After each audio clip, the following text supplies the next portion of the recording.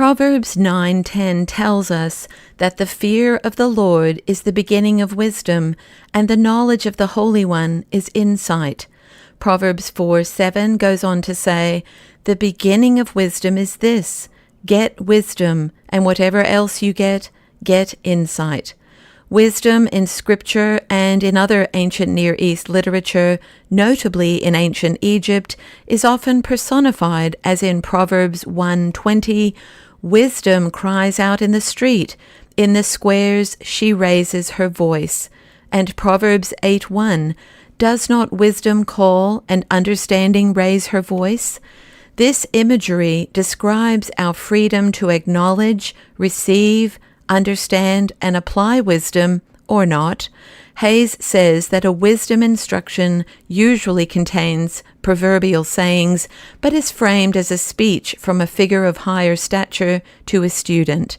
He describes a proverbial saying as a concise sentence, often metaphorical or alliterative in form, which is held to express some truth ascertained by experience or observation and familiar to all.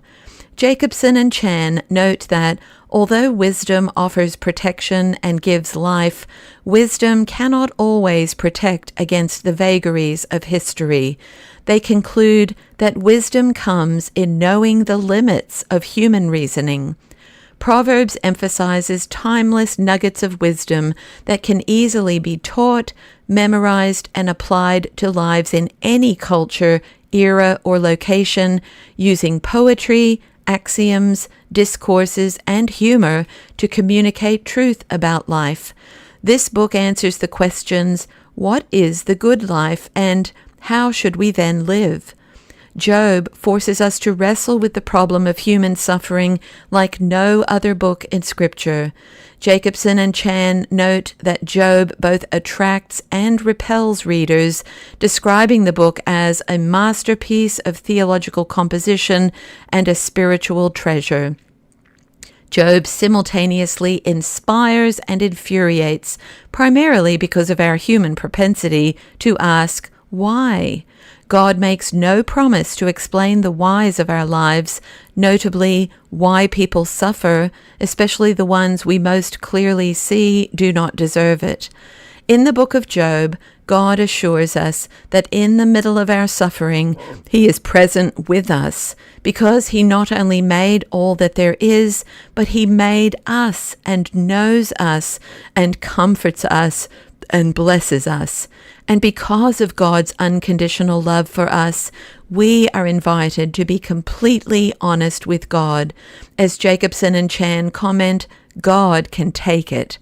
As God is present with us in suffering, we too can be present with others to comfort and bless them. Each of these books is precious to me, and I read frequently from each one. God met me deeply in Job 1:21 when my mother died by suicide. I turn weekly to Proverbs as I face personal and pastoral situations, but Ecclesiastes is the wisdom book that has most resonated with me over the course of my life.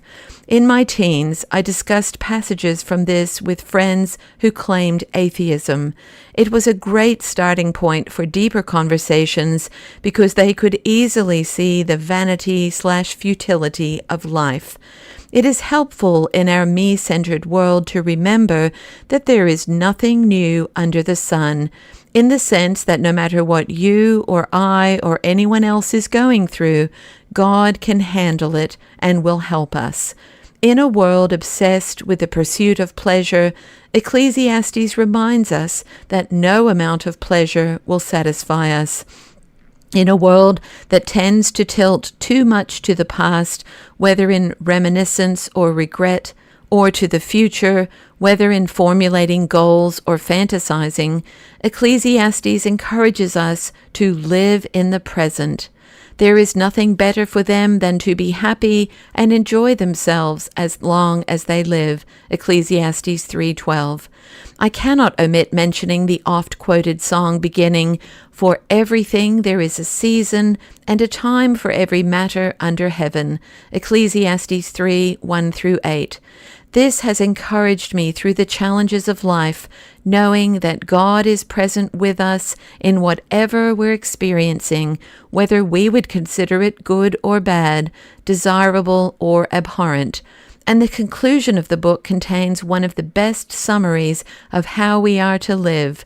Ecclesiastes 12:13, "Fear God and keep his commandments, for that is the whole duty of everyone."